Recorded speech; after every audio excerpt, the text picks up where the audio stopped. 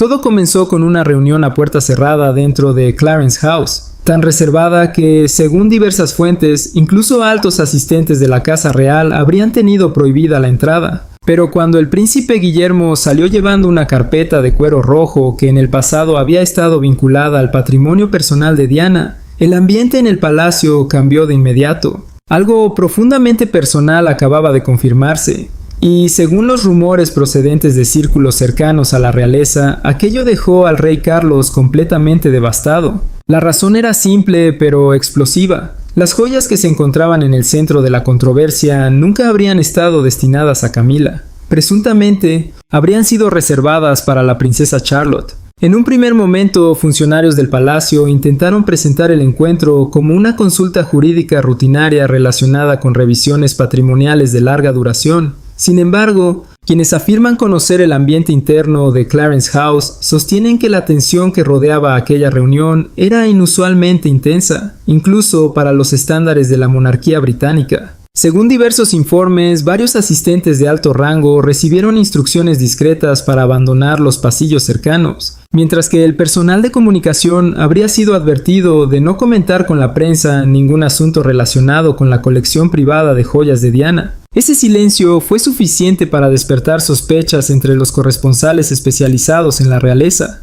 Después de todo, el legado de Diana siempre ha ocupado un lugar emocionalmente delicado y políticamente sensible dentro de la monarquía. Durante décadas, su colección de joyas no fue considerada simplemente un conjunto de valiosas reliquias, sino una parte fundamental de la historia emocional que rodea el futuro de la Casa de Windsor. Fue entonces cuando comenzaron a circular los rumores sobre los fideicomisarios. De acuerdo con diversas interpretaciones surgidas de círculos administrativos vinculados al palacio, personas relacionadas con los acuerdos privados originales de la princesa Diana habrían confirmado la existencia de directrices hereditarias mantenidas en secreto durante años. Dichas disposiciones involucrarían varias piezas icónicas de zafiros y perlas. No se trataba de joyas de la corona pertenecientes a la institución, sino de objetos profundamente personales, estrechamente ligados a la identidad de Diana, a su memoria y al vínculo que compartía con sus hijos. Sin embargo, lo que habría sorprendido al palacio fue la afirmación de que algunas de esas piezas habían sido protegidas discretamente durante años pensando en el futuro de la princesa Charlotte. No para Camila, no para ninguna futura consorte real, para Charlotte. La revelación cayó como un auténtico rayo dentro de los muros del palacio. Fuentes cercanas al personal real aseguran que el rey Carlos había supuesto durante mucho tiempo que la reina Camila terminaría supervisando al menos una parte de la colección privada de Diana como parte de la continuidad ceremonial tras la transición de poder posterior al fallecimiento de la reina Isabel II. Sin embargo, ahora algunos observadores sostienen que esas expectativas podrían haberse derrumbado durante la revisión legal confidencial en la que participaron Guillermo y Catalina. Diversas interpretaciones de aquella reunión describen a la princesa de Gales visiblemente emocionada mientras examinaba antiguos documentos relacionados con el patrimonio de Diana. Guillermo, por su parte, habría permanecido sereno, aunque notablemente firme, especialmente cuando las conversaciones se dirigieron hacia lo que una fuente describió como una sucesión protegida por línea de sangre. La expresión ha provocado una auténtica conmoción en los círculos monárquicos. Dentro del contexto de la realeza, la protección de la línea de sangre posee una enorme carga simbólica. Según estas versiones, el legado de Diana nunca habría estado destinado a diluirse en las complejas dinámicas familiares ni en las cambiantes luchas internas del palacio. Por el contrario, habría sido preservado cuidadosamente para la continuidad directa de la línea de Guillermo, con Charlotte cada vez más vista como la heredera emocional de la imagen pública, la calidez humana y la conexión duradera que Diana mantuvo con el pueblo británico. Algunos historiadores de la realeza incluso han señalado similitudes entre Diana y Charlotte que, según afirman, habrían sido observadas durante años por personas cercanas a la familia, aunque raramente comentadas en público. Mientras tanto, las tensiones parecieron aumentar rápidamente entre lo que los corresponsales reales suelen denominar la vieja guardia y ciertas figuras vinculadas al entorno más próximo de Camila. Según comentarios surgidos en círculos aristocráticos, comenzaron a plantearse preguntas sobre inventarios sellados, registros patrimoniales modificados y la autoridad legal relacionada con el acceso y la supervisión futura de determinadas piezas. Al parecer, algunos asistentes del palacio mostraban creciente preocupación ante la posibilidad de que los detalles de las supuestas confirmaciones de los fideicomisarios terminaran filtrándose a la opinión pública, especialmente debido a las enormes implicaciones emocionales asociadas con la memoria de Diana. Porque aquello ya no era simplemente una disputa sobre joyas, se había transformado silenciosamente en una batalla por el simbolismo, la legitimidad y la identidad emocional futura de la propia monarquía. Y quizá lo más impactante fue la creciente sensación de que la influencia de Diana dentro de la familia real nunca desapareció por completo. A pesar de las décadas transcurridas, de las coronaciones, los escándalos y las cuidadosas estrategias de imagen pública, algunos observadores sostienen que la fallecida princesa de Gales continúa ejerciendo una influencia invisible sobre la institución. Una influencia basada no en títulos ni cargos, sino en la memoria colectiva, la lealtad popular y las heridas no resueltas que, según muchos, siguen marcando a la casa de Windsor hasta el día de hoy. Cuanto más profundizaban los investigadores en los antiguos acuerdos relacionados con Diana, más indicios se encontraban de un sistema de protección diseñado décadas atrás, uno que aparentemente podría haber anticipado conflictos como el actual. Para el público eran simplemente joyas de valor incalculable, pero dentro de la casa de Windsor representaban algo mucho más complejo: legado, simbolismo y control emocional sobre el futuro de la monarquía. Y según varios historiadores especializados en la familia real, ese legado quizá nunca estuvo destinado a pasar por las manos de Camila. Durante años, el público contempló las joyas de Diana como parte del cuento de hadas que rodeó a la princesa de Gales, el famoso anillo de compromiso de zafiro que más tarde heredaría Catalina, los collares de perlas que lució en algunas de sus apariciones más memorables, los conjuntos de diamantes y zafiros asociados a galas benéficas, giras diplomáticas y momentos que transformaron a Diana en una figura casi legendaria para millones de personas. Sin embargo, durante mucho tiempo se ha comentado que estas piezas poseían un significado mucho más profundo que el glamour o el valor económico. Dentro del palacio simbolizaban una forma de legitimidad emocional. Quien heredara el legado de Diana recibiría no solo joyas, sino también afecto popular, memoria histórica y una conexión con la ciudadanía que la institución ha tenido dificultades para reproducir desde su fallecimiento. Precisamente por eso, las recientes revelaciones atribuidas a los fideicomisarios habrían generado semejante impacto. Según personas familiarizadas con antiguas discusiones patrimoniales, Diana era plenamente consciente del poder emocional asociado a su colección personal mucho antes de su muerte.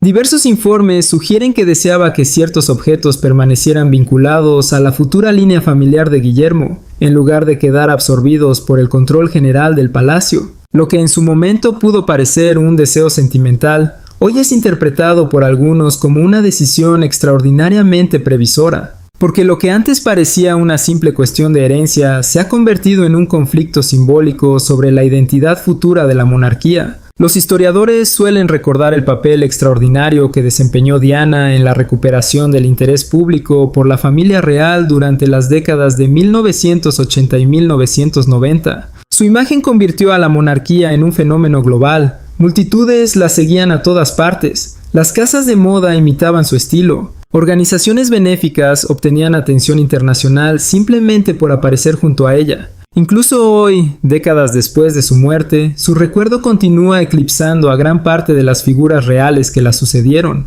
Y según numerosos comentaristas especializados, es precisamente esa fuerza emocional la que convierte su colección de joyas en un asunto tan delicado. No eran simples accesorios. Se convirtieron en extensiones de la propia Diana, portadoras de una autoridad emocional que ninguna institución puede fabricar artificialmente. Fuentes vinculadas a antiguos miembros del personal del palacio afirman que, tras la muerte de Diana, se establecieron discretamente mecanismos destinados a preservar lo que algunos describían como una continuidad sentimental de la realeza. Aunque la expresión pueda parecer ambigua, dentro de la cultura aristocrática de las herencias poseería un significado enorme. Garantizar que determinadas piezas permanecieran ligadas a la continuidad emocional directa de la línea de sangre de Diana, en lugar de ser redistribuidas conforme cambiaran los matrimonios o las alianzas internas del palacio. Durante años, estos acuerdos permanecieron ocultos tras el silencio legal y la cautela institucional. Sin embargo, el creciente papel de Camila tras la llegada al trono de Carlos habría complicado entendimientos que muchos consideraban inamovibles. Según algunas interpretaciones procedentes de círculos cercanos a la realeza, Carlos creía que el paso del tiempo había suavizado las divisiones emocionales relacionadas con el legado de Diana. La transformación de Camila de figura controvertida a reina consorte requirió años de cuidadosa rehabilitación pública. Para el momento de la coronación, muchos estrategas reales confiaban en que la institución había dejado atrás las sombras del pasado, pero las supuestas confirmaciones de los fideicomisarios habrían reabierto heridas que muchos consideraban cerradas desde hacía tiempo. Porque si la colección de Diana estaba realmente destinada a los hijos de Guillermo, especialmente a Charlotte, ello representaría mucho más que una simple preferencia hereditaria. Significaría que el legado de Diana fue protegido deliberadamente para evitar que entrara en la esfera de influencia de Camila. Y quizá lo que intensificó aún más las tensiones fue la discreción atribuida a Catalina durante todo el proceso. Según diversas versiones, la princesa de Gales evitó cuidadosamente realizar comentarios públicos o alimentar las especulaciones, manteniendo una actitud reservada mientras la controversia seguía creciendo entre bastidores. Catalina evitó cuidadosamente presentarse públicamente como la única heredera simbólica del legado de Diana, a pesar de portar de forma natural muchas de las piezas más reconocibles que pertenecieron a la princesa. Según observadores de la Casa Real, la princesa de Gales comprendía perfectamente la sensibilidad emocional que rodeaba el asunto y, presuntamente, prefirió centrarse en preservar la idea de continuidad para la próxima generación. Esa actitud reforzó aún más la creciente percepción entre numerosos miembros de la corte de que Charlotte, más que cualquier otra figura real actual, representaba lo que un informante describió como la continuación espiritual de la calidez, la serenidad y la conexión natural que Diana mantenía con el público. Dentro de los círculos aristocráticos, estas comparaciones ya no se susurran con la misma discreción que antes. Cada vez más comentaristas reales hablan de Charlotte no simplemente como la hija del príncipe Guillermo, sino como un futuro pilar emocional para la propia monarquía. Y si los fideicomisarios realmente protegieron parte de la colección privada de Diana para ella, las implicaciones van mucho más allá del sentimentalismo. Sugerirían que la influencia de Diana dentro de la familia real nunca fue algo temporal, habría sido preservada silenciosamente para el futuro. Pero mientras la memoria de Diana seguía siendo intocable para la opinión pública, algunos observadores aseguran que discretas negociaciones ya estaban desarrollándose tras los muros del palacio, y que el círculo cercano a Camila no estaba dispuesto a retirarse con las manos vacías. Al principio, todo fue presentado como simples tareas administrativas relacionadas con el patrimonio. Luego comenzaron los rumores sobre inventarios revisados, consultas discretas y conversaciones privadas en las que habrían participado asesores de alto nivel vinculados a Camila. De repente, lo que parecía un procedimiento ceremonial se transformó en algo mucho más explosivo, una lucha por determinar quién controlaría realmente lo que quedaba del legado de Diana. En las primeras etapas, fuentes internas del palacio intentaron describir las crecientes tensiones como algo completamente normal. Después de todo, las colecciones reales son revisadas, catalogadas, restauradas y reevaluadas constantemente como parte de la compleja maquinaria administrativa de la monarquía. Sin embargo, según personas familiarizadas con la correspondencia interna, el ambiente que rodeaba estas conversaciones parecía diferente desde el principio.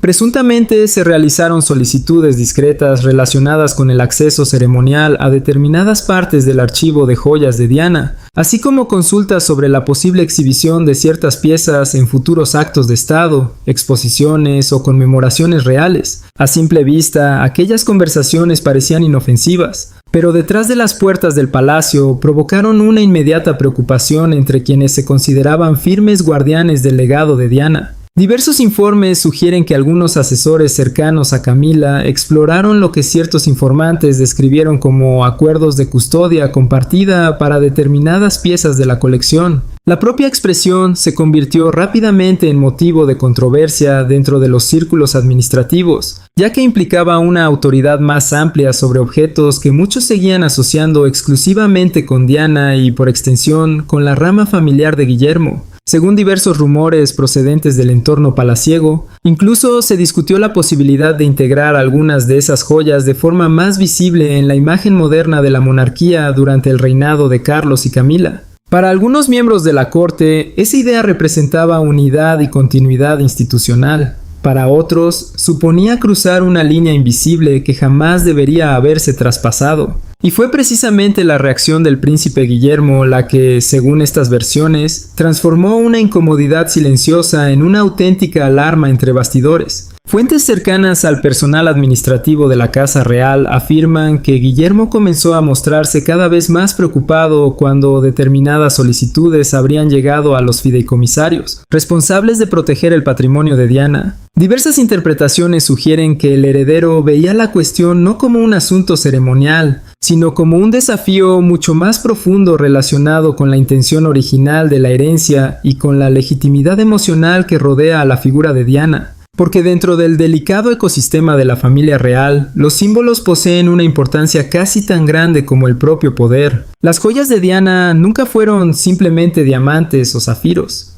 Representaban memoria, sacrificio, traición y devoción popular a una escala que ninguna figura real contemporánea ha logrado igualar completamente. A medida que las tensiones aumentaban, los círculos administrativos del palacio se vieron cada vez más envueltos en desacuerdos sobre la interpretación de la herencia. Algunos defendían que la llegada de Carlos al trono había inaugurado una nueva etapa para la monarquía y que, por tanto, debía existir una mayor flexibilidad ceremonial. Otros rechazaban firmemente esa idea, insistiendo en que la colección privada de Diana gozaba de una protección emocional única que trascendía cualquier cambio dentro de la estructura real. Fue durante este periodo especialmente delicado cuando, según diversas fuentes, la princesa Ana y el príncipe Eduardo fueron incorporados a las conversaciones como figuras neutrales encargadas de velar por los intereses institucionales. Diversos corresponsales reales señalaron que su participación indicaba que el asunto había dejado de ser una simple disputa familiar para convertirse en una cuestión de sensibilidad casi constitucional dentro de la monarquía.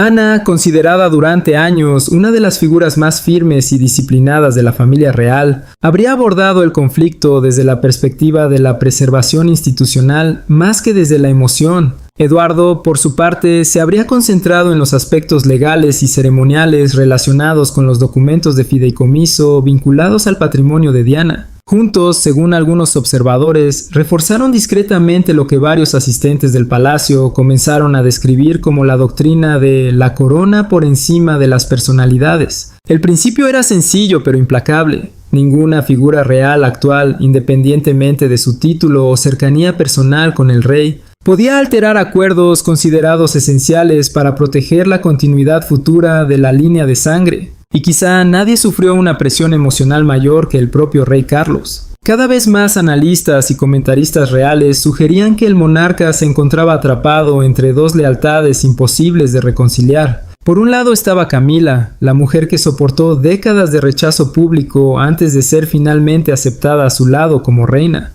Por otro lado estaba Guillermo, hijo de Diana y futuro de la institución que Carlos había pasado toda su vida preparándose para preservar. Diversos informes sugieren que la presión emocional dentro de Clarence House se volvió casi insoportable mientras diferentes sectores intentaban ejercer influencia entre bastidores, porque en realidad cada conversación sobre las joyas de Diana era también una conversación sobre poder, memoria y los fantasmas del pasado que todavía parecen perseguir a la casa de Windsor. La situación se volvió aún más delicada cuando surgió la preocupación de que estas disputas dejaran de permanecer confinadas a despachos privados y conversaciones aristocráticas. Algunos miembros de la corte temían que si el público llegaba a creer que los deseos de Diana habían sido cuestionados internamente, podría desencadenarse una reacción capaz de reabrir heridas que la monarquía llevaba décadas intentando cerrar. Y mientras los fideicomisarios continuaban revisando antiguas cláusulas, inventarios protegidos y disposiciones olvidadas relacionadas con el legado de Diana, la institución parecía acercarse lentamente a una confrontación que nadie deseaba, pero que ya nadie parecía capaz de detener. Sin embargo, según estas versiones, todo cambió cuando los fideicomisarios activaron una cláusula olvidada relacionada con la futura herencia de Charlotte. Oculta durante décadas dentro de antiguos mecanismos legales de protección, aquella disposición habría permanecido prácticamente olvidada para la mayoría de las personas vinculadas a la monarquía. Pero una vez reapareció durante las revisiones en curso, muchos comprendieron que el legado de Diana había estado protegido todo ese tiempo, no para reinas, no para consortes, sino para la continuidad de la línea de sangre a través de los hijos de Guillermo, especialmente Charlotte. Según diversos rumores palaciegos, el ambiente dentro de los círculos jurídicos de la Casa Real cambió de forma inmediata después de que los fideicomisarios confirmaran presuntamente la existencia de una cláusula hereditaria latente vinculada directamente al futuro de Charlotte. Durante años, dicha disposición permaneció enterrada bajo complejas formulaciones legales relacionadas con el patrimonio privado de Diana, conocida únicamente por un reducido grupo de asesores vinculados a los acuerdos originales. Cuando la cláusula salió nuevamente a la luz, el impacto emocional dentro de la monarquía habría sido inmediato. La implicación parecía clara. Determinadas piezas de la colección privada de Diana nunca estuvieron destinadas a quedar bajo el control general del palacio. Por el contrario, habrían sido protegidas específicamente para la línea de sangre de Guillermo, con Charlotte ocupando un lugar central dentro de ese legado. Diversos informes sugieren que los fideicomisarios identificaron varias piezas históricamente significativas de zafiros y perlas entre los bienes protegidos. Y aunque nunca se ha confirmado públicamente un inventario oficial, los comentaristas reales comenzaron rápidamente a especular sobre qué joyas podrían estar implicadas. Muchos señalaron aquellas piezas que Diana lució durante algunos de los momentos más importantes de su vida pública, objetos que quedaron para siempre ligados a la poderosa mitología emocional que rodea a la princesa de Gales. Otros observadores se centraron menos en las piezas concretas y más en el simbolismo de la propia decisión, porque dentro de la casa de Windsor, las herencias simbólicas suelen poseer más influencia que muchos títulos. Quien hereda el legado emocional de Diana recibe algo que la monarquía ha intentado recuperar durante casi 3 décadas sin lograrlo plenamente: una auténtica devoción popular. Esa realidad habría intensificado aún más las comparaciones entre Charlotte y su difunta abuela. Durante años, numerosos miembros de la corte establecieron paralelismos entre ambas, aunque casi siempre lejos de la mirada pública. Según diversas fuentes, la serenidad de Charlotte durante los actos oficiales, su confianza natural e incluso la facilidad con la que conecta con la gente han recordado repetidamente a algunos miembros veteranos de la familia real a la joven Diana. Algunos empleados del palacio llegaron a afirmar que Charlotte posee una intuición similar para comprender las emociones del público, una cualidad que convirtió a Diana en una figura prácticamente intocable ante los ojos de millones de personas. Y ahora, con los fideicomisarios vinculando presuntamente parte de la colección de Diana al futuro de Charlotte, esas comparaciones ya no parecen simples coincidencias sentimentales. Comienzan a adquirir una dimensión institucional. Fuentes familiarizadas con la revisión legal aseguran que Catalina se mostró profundamente emocionada durante las conversaciones privadas relacionadas con los deseos expresados por Diana. Distintas interpretaciones describen a la princesa de Gales enfrentándose al enorme peso emocional de aquellas revelaciones, porque para ella, según estas versiones, nunca se trató de una cuestión de propiedad personal. Diversos informes sugieren que Catalina contempló la situación desde la perspectiva de la responsabilidad, el legado y la protección de la próxima generación. Algunos observadores incluso afirman que evitó deliberadamente proyectar la imagen de ser la única heredera del legado simbólico de Diana, precisamente porque comprendía lo delicado y explosivo que seguía siendo el asunto dentro de la historia reciente de la familia real. Al mismo tiempo, la princesa Ana habría emergido como una de las defensoras más firmes de la aplicación estricta de la voluntad original establecida en el fideicomiso. Según diversas fuentes, Ana consideraba aquella cláusula no como una preferencia emocional, sino como una salvaguarda institucional diseñada para proteger la continuidad de la futura línea de Guillermo. Corresponsales especializados en la realeza afirman que la princesa habría advertido contra cualquier intento de reinterpretar las disposiciones hereditarias por conveniencia política o interés temporal. Su postura recibió presuntamente el respaldo de expertos jurídicos vinculados a la gestión patrimonial de la corona, muchos de los cuales consideraban que alterar acuerdos relacionados con la memoria de Diana podría provocar tanto indignación pública como peligrosos precedentes internos. Porque una vez que el legado emocional se convierte en objeto de negociación dentro de la monarquía, muy pocas cosas permanecen sagradas durante mucho tiempo. Y quizá la consecuencia más dolorosa de toda esta situación recayó sobre el propio rey Carlos. Cada vez más analistas reales describían al monarca como profundamente afectado al comprender que Camila nunca podría heredar formalmente ninguna autoridad simbólica sobre la colección protegida de Diana. Para Carlos, según distintas interpretaciones, el conflicto reabrió décadas de tensiones nunca completamente resueltas entre la lealtad privada y la memoria pública.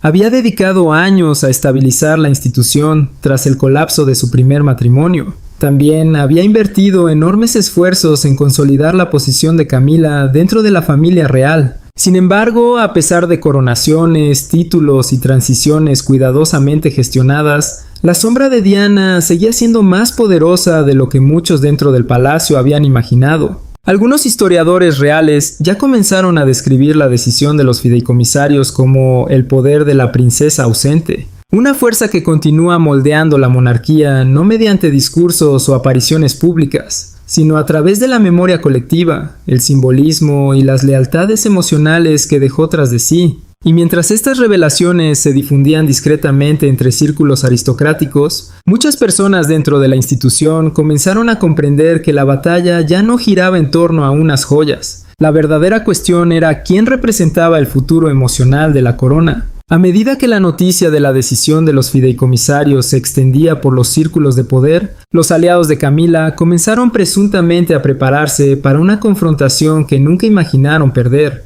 Cuando la princesa Ana intervino directamente en el asunto, quienes observaban el conflicto aseguran que el ambiente cambió de inmediato. Las reuniones adquirieron un carácter más formal. Los registros fueron revisados, las comunicaciones se endurecieron. Lo que había comenzado como una disputa familiar cargada de emociones, se convirtió repentinamente en un asunto mucho más frío, estructurado e institucional. Según diversas fuentes internas, el cambio fue inmediato e inconfundible. El tono informal que había caracterizado las primeras conversaciones desapareció prácticamente de la noche a la mañana. Las discusiones que anteriormente se desarrollaban mediante asistentes privados y consultas discretas fueron trasladadas a canales jurídicos mucho más rigurosos. La correspondencia interna pasó a estar sometida a mayores restricciones. El acceso a materiales archivísticos relacionados con el patrimonio de Diana quedó limitado a un reducido grupo de funcionarios de máxima confianza. Y en el centro de todo se encontraba la princesa Ana, considerada durante años por muchos observadores como una de las figuras más firmes cuando la estabilidad institucional de la monarquía se encuentra amenazada.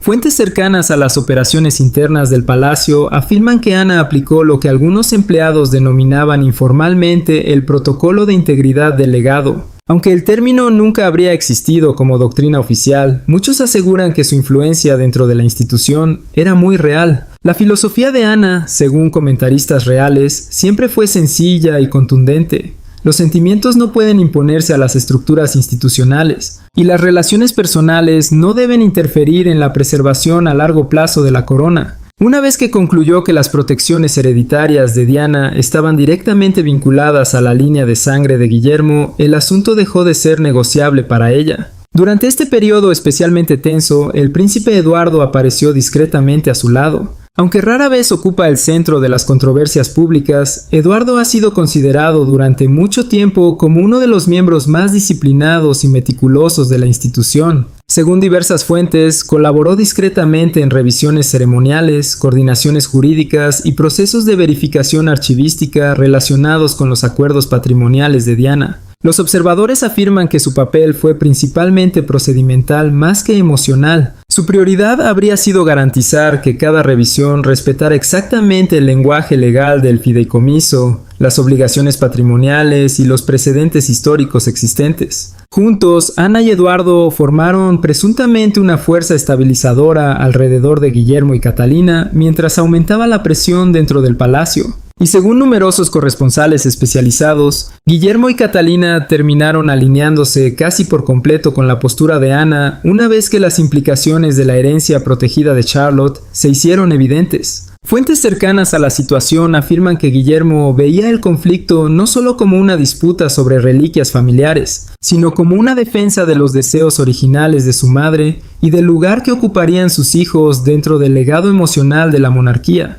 Catalina, por su parte, habría reforzado aún más su determinación de proteger a Charlotte de las corrientes políticas que rodeaban la controversia. Diversos asistentes del palacio señalaron que la princesa de Gales mantuvo una imagen pública serena mientras respaldaba discretamente todos los esfuerzos dirigidos a preservar las protecciones legales vinculadas a la colección de Diana. Mientras tanto, la maquinaria institucional avanzaba con notable precisión. Se habría ordenado conservar sin modificaciones toda la documentación archivística relacionada con el patrimonio de Diana. Antiguos registros fiduciarios, referencias de inventario y documentos ceremoniales fueron examinados nuevamente con extremo cuidado. Según algunas fuentes, cada paso reflejaba una preocupación creciente. Cualquier intento de cuestionar aquellas protecciones hereditarias podría provocar no solo una reacción pública masiva, sino también una fractura permanente dentro de la propia monarquía. Porque para entonces el asunto había dejado de tratarse de joyas. Se había convertido en una disputa sobre quién controlaría realmente el legado emocional de la familia real moderna. El círculo social de Camila, según distintas versiones, tuvo dificultades para comprender la magnitud de la resistencia que se estaba formando.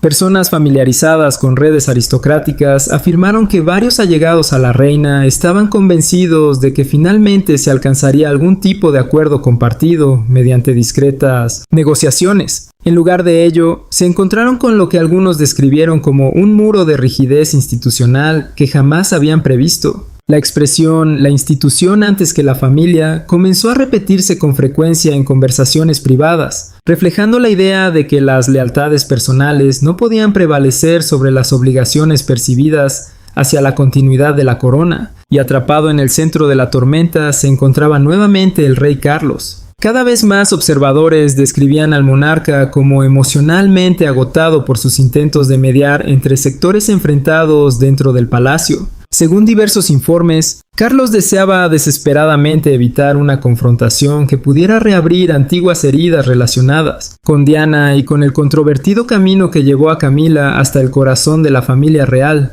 Pero cuanto más intentaba equilibrar ambas posiciones, más aislado parecía quedar. Porque dentro de la fría maquinaria de la monarquía, los deseos personales suelen ceder ante el peso del legado, el precedente histórico y la supervivencia institucional. Lo que emergió tras los muros del palacio durante aquel periodo es descrito hoy por algunos historiadores reales como una auténtica guerra burocrática en su forma más emocionalmente devastadora. No hubo gritos ni escándalos públicos. Hubo expedientes sellados, reuniones silenciosas, interpretaciones jurídicas y sutiles movimientos de poder ocultos bajo siglos de tradición monárquica. Mientras los funcionarios del palacio trabajaban frenéticamente para evitar que la crisis trascendiera al ámbito público, algunas fuentes aseguraban que las consecuencias emocionales para el rey Carlos ya resultaban imposibles de ocultar. Durante años, el monarca habría confiado en que el paso del tiempo lograría cerrar las heridas existentes entre el recuerdo de Diana y la posición de Camila dentro de la monarquía. Sin embargo,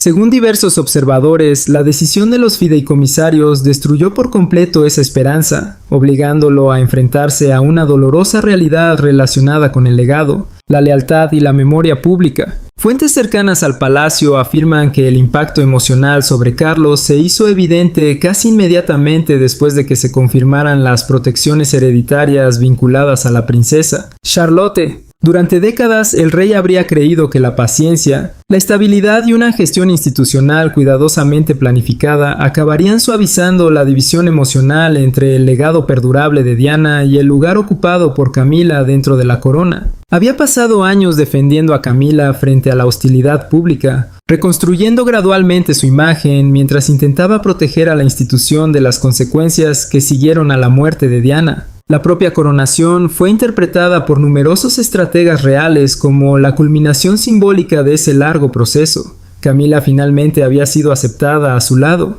La monarquía parecía haber avanzado. Pero ahora, según diversas fuentes, la decisión de los fideicomisarios reabrió heridas que Carlos siempre temió que jamás desaparecerían por completo. Porque en el corazón mismo de aquella resolución se encontraba algo imposible de ignorar, una exclusión simbólica de cualquier autoridad de Camila sobre el legado emocional de Diana. Diversos informes sugieren que Carlos comprendió inmediatamente cómo sería percibida aquella decisión, tanto dentro de los muros del palacio como fuera de ellos. Ya no se trataba simplemente de la supervisión legal de unas joyas familiares. Lo que estaba en juego era el mensaje que la propia institución parecía transmitir, que la memoria de Diana seguía protegida de manera oficial y especial, en una forma que ninguna futura unión matrimonial dentro de la familia real podría reemplazar. Para un rey que ya cargaba con décadas de escrutinio público, conflictos personales y crecientes preocupaciones de salud, el peso emocional de aquella realidad habría sido enorme.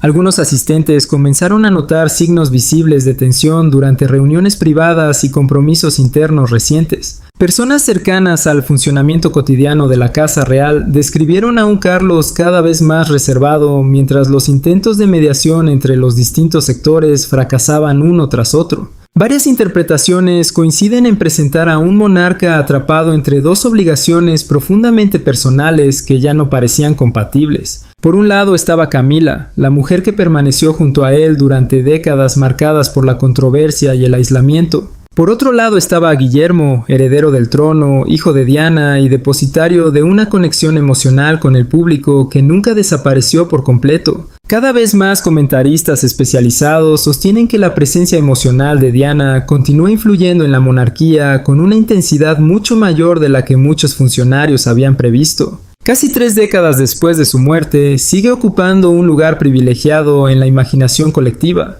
Para millones de personas, continúa representando la compasión, la vulnerabilidad y la autenticidad. Y según diversos historiadores de la institución, esa fuerza emocional persistente plantea un desafío que ninguna ceremonia puede resolver por sí sola, porque el legado de Diana nunca quedó encerrado en el pasado. Se integró directamente en el futuro de la monarquía a través de Guillermo, de sus hijos y, según algunos observadores, ahora también a través de Charlotte. Esa realidad colocó a Carlos frente a una contradicción emocional prácticamente imposible. Proteger a Camila significaba arriesgar un conflicto aún más profundo con el futuro reinado de su hijo mayor. Pero aceptar plenamente la interpretación de los fideicomisarios implicaba reconocer que la autoridad simbólica de Diana dentro de la monarquía permanecería para siempre fuera del alcance de Camila. Fuentes vinculadas a círculos aristocráticos afirman que Carlos buscó desesperadamente una solución intermedia capaz de preservar la armonía entre ambas partes. Sin embargo, cuanto más avanzaban las revisiones legales, más evidente parecía resultar que la continuidad sagrada de la línea de sangre tenía prioridad sobre cualquier preferencia personal. Dentro de la maquinaria de la monarquía, el legado institucional suele imponerse a los deseos individuales. Durante toda la disputa, Guillermo y Catalina mantuvieron una actitud tranquila pero firme. Según diversas fuentes, nunca alimentaron públicamente las tensiones ni confrontaron directamente al rey, pero tampoco modificaron su posición. Ambos consideraban que las protecciones hereditarias formaban parte de una responsabilidad mayor, preservar la memoria de Diana para las futuras generaciones. Catalina, en particular, habría mostrado una determinación especial para evitar que Charlotte quedara atrapada emocionalmente en el conflicto, sin dejar de reconocer la importancia simbólica de su papel futuro. Esa disciplina silenciosa fortaleció aún más la simpatía pública hacia la familia de Guillermo a medida que ciertos detalles comenzaban a filtrarse lentamente entre círculos aristocráticos y medios especializados. Y quizá uno de los aspectos más significativos fue la creciente percepción de que Charlotte había dejado de ser simplemente una niña involucrada indirectamente en una disputa hereditaria. Cada vez más comentaristas empezaron a describirla como la heredera espiritual de Diana, una expresión cargada de enorme fuerza emocional tanto para la monarquía como para la opinión pública. Según diversas fuentes, ese cambio de percepción inquietó profundamente a algunas figuras del palacio, ya que sugería que la influencia de Diana ya no descansaba únicamente en el recuerdo. Estaba evolucionando hasta convertirse en parte de la identidad futura de la propia corona. Para Carlos, aquella comprensión tuvo un carácter profundamente doloroso, porque independientemente de cuánto intentara mantener unida a la institución, el legado de Diana continuaba moldeando la monarquía de formas que ni siquiera un rey reinante podía controlar por completo. Y mientras las tensiones crecían discretamente tras las puertas cerradas del palacio, algunos observadores comenzaron a advertir que la disputa estaba entrando en una fase aún más delicada, una etapa que redefiniría permanentemente la manera en que el legado de Diana sería protegido en adelante. Sin embargo, el golpe definitivo todavía estaba por llegar. Según diversas fuentes, la confirmación de los fideicomisarios desencadenó una transformación permanente en la forma en que la Casa Real gestionaría el legado de Diana. Cuando concluyeron las últimas revisiones legales, una realidad parecía imposible de negar. El legado de Diana ya no era tratado como una simple colección de joyas. Se había convertido en una especie de pacto protegido dentro de la monarquía, resguardado no por la emoción, sino por la propia fuerza institucional. Fuentes del palacio sostienen que la fase final de la revisión marcó un punto de inflexión sin precedentes en la historia reciente de la corona. Lo que comenzó como una incertidumbre legal relacionada con la interpretación de una herencia terminó evolucionando hacia una estructura formal de preservación destinada a proteger el legado simbólico de Diana para futuras generaciones vinculadas directamente a la línea de sangre de Guillermo. Algunos observadores afirman que, una vez revisada toda la documentación, el palacio terminó aceptando internamente una verdad que muchos llevaban décadas evitando afrontar. La influencia de Diana sobre la monarquía no se había debilitado con el tiempo. Se había convertido en algo permanente, algo protegido, algo prácticamente intocable. Según diversos informes, los fideicomisarios reforzaron finalmente disposiciones favorables a la línea sucesoria directa de Guillermo, consolidando así el futuro papel de Charlotte dentro de la estructura emocional asociada a la memoria de Diana. Aunque los detalles oficiales permanecen bajo estricta reserva, numerosos comentaristas reales creen que varias joyas relacionadas con algunos de los momentos más emblemáticos de Diana fueron discretamente vinculadas a la futura herencia ceremonial de Charlotte. La decisión tuvo una enorme carga simbólica dentro de los círculos aristocráticos, porque situaba a Charlotte no simplemente como una futura miembro destacada de la familia real, sino como una continuación viva de un legado que el público jamás dejó de recordar. Fuentes internas afirman que las conversaciones sobre el papel futuro de Charlotte se volvieron cada vez más específicas a medida que avanzaban las revisiones. Algunos miembros de la corte comenzaron incluso a imaginarla como futura portadora ceremonial de determinadas piezas asociadas a Diana durante importantes acontecimientos reales de las próximas décadas. Y dentro de las tradiciones cuidadosamente preservadas de la monarquía, el simbolismo ceremonial posee una enorme importancia. Define la continuidad, moldea la identidad emocional y, sobre todo, comunica qué historias decide preservar la institución. Según historiadores reales, la decisión de vincular el legado de Diana a la futura línea familiar de Guillermo constituye una declaración inequívoca sobre la dirección que tomará la monarquía cuando el reinado de Carlos llegue a su fin.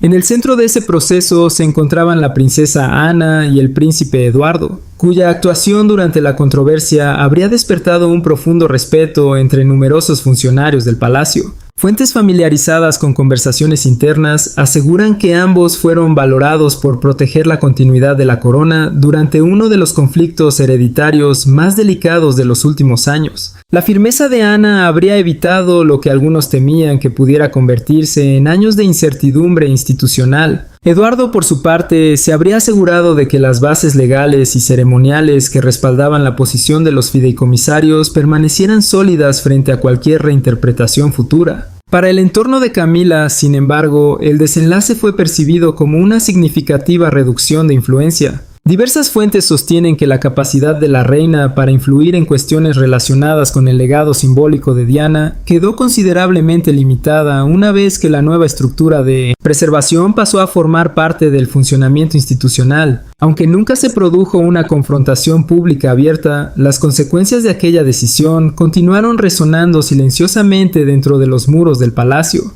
Según los rumores que circulaban en ciertos círculos aristocráticos, comenzó a extenderse una creciente comprensión dentro del entorno social de Camila. Existían territorios emocionales dentro de la monarquía que jamás llegarían a pertenecerle por completo, no por cuestiones de rango, no por falta de autoridad formal, sino porque el recuerdo de Diana permanecía demasiado profundamente arraigado en el alma pública de la institución. Diversos historiadores de la realeza han comenzado a comparar esta controversia con antiguas disputas sucesorias de la Casa de Windsor que, durante generaciones, moldearon silenciosamente el destino de la monarquía lejos de la mirada pública. Señalan conflictos históricos relacionados con patrimonios reales, mecanismos de protección dinástica y derechos sucesorios simbólicos, situaciones en las que los deseos personales terminaron cediendo ante las exigencias de la continuidad institucional. Y según numerosos comentaristas, esta disputa siguió exactamente el mismo patrón.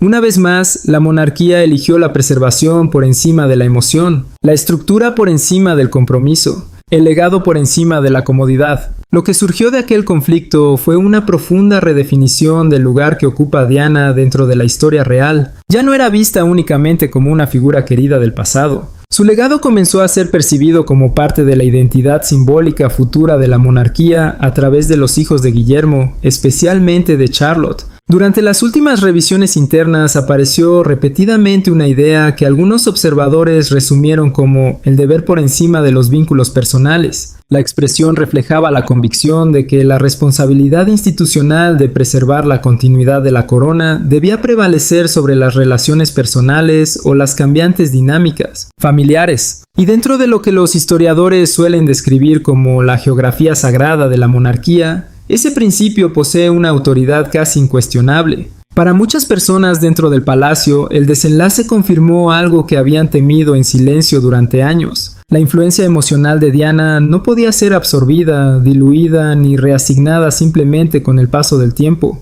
Sobreviviría a través de la memoria, a través del simbolismo, y ahora también mediante una línea generacional cuidadosamente protegida y vinculada directamente al futuro de la corona. Cuando finalmente se disipó el polvo legal, la monarquía pareció entrar en una nueva etapa, más fría quizá, pero también más definida. Una etapa en la que la institución aceptaba formalmente el poder duradero de la princesa ausente. Y en el silencio que siguió a la tormenta, una última verdad pareció instalarse sobre el palacio de Buckingham como la niebla sobre Balmoral. Mucho después de que terminaran las reuniones y los documentos volvieran a quedar sellados, el impacto emocional dentro de la monarquía nunca desapareció por completo, porque aquello jamás trató únicamente de joyas. Trataba sobre a quién seguía perteneciendo Diana y sobre quién pertenecería el futuro de la corona. Durante las semanas posteriores a la confirmación definitiva de los fideicomisarios, el Palacio de Buckingham habría entrado en una etapa de extraño silencio. De cara al público, nada parecía diferente. Los compromisos oficiales continuaban,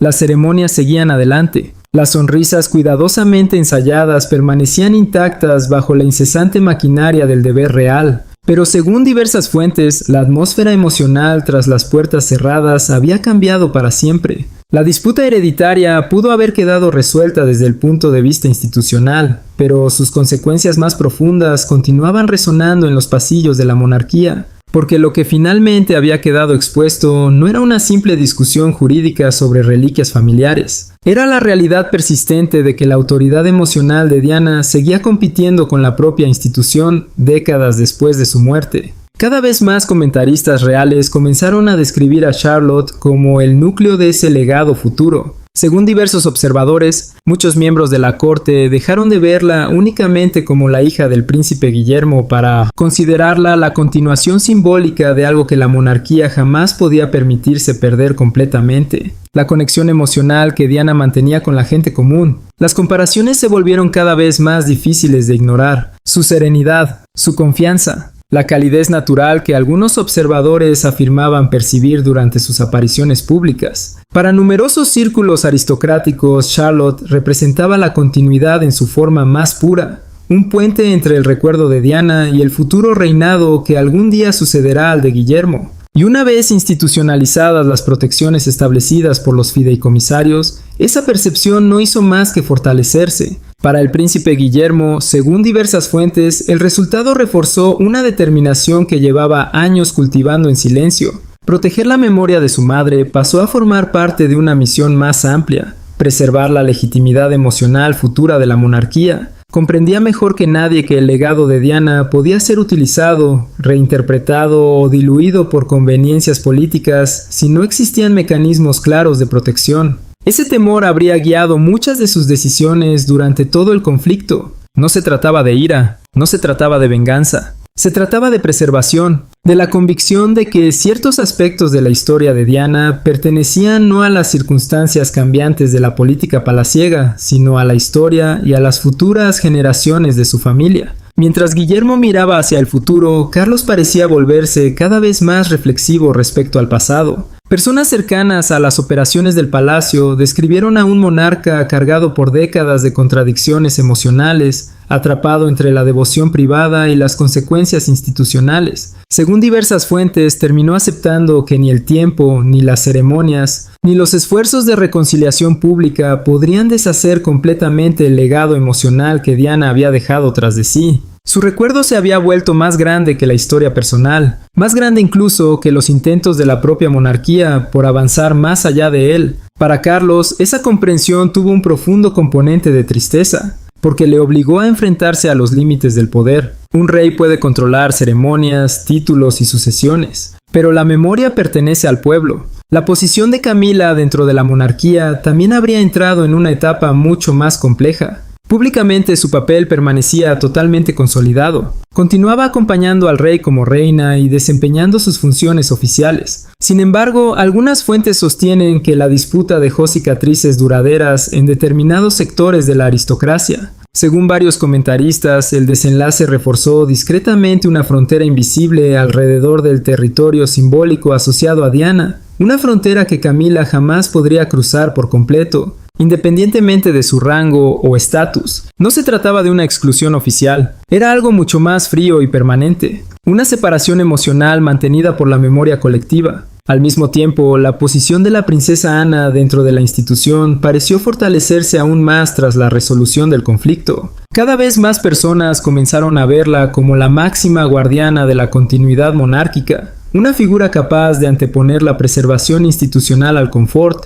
los sentimientos o la conveniencia política. Su gestión de la crisis le habría valido un profundo respeto entre numerosas figuras de alto rango que consideraban que la monarquía había evitado por poco una fractura devastadora. Junto al príncipe Eduardo, Ana habría contribuido a que la institución saliera de la tormenta con sus estructuras intactas, aunque las heridas emocionales permanecieran bajo la superficie. Con el tiempo, el palacio volvió a cerrar filas. Las reuniones terminaron. Las conversaciones desaparecieron nuevamente entre archivos sellados y documentos cuidadosamente protegidos. La tormenta que había amenazado con alterar las relaciones en los niveles más altos de la monarquía fue desvaneciéndose poco a poco de la vista pública. Pero para quienes conocieron las consecuencias emocionales del conflicto, la lección perduró mucho más allá de los titulares. Porque dentro de la historia real, el legado no puede reclamarse simplemente mediante el matrimonio, las ceremonias o la cercanía al poder. Sobrevive gracias a la confianza, gracias al sacrificio, gracias a la memoria transmitida de generación en generación, mucho después de que las personas hayan desaparecido. Y quizá por eso la presencia de Diana continúa sintiéndose tan poderosa dentro de la casa de Windsor, incluso hoy. No porque llevara una corona, sino porque su historia terminó convirtiéndose en una parte inseparable de la identidad emocional de la propia monarquía. Las joyas eran únicamente símbolos. La verdadera batalla siempre trató sobre la pertenencia, sobre quién llevaría el espíritu de Diana hacia el futuro cuando la actual era de la monarquía se convierta definitivamente en historia.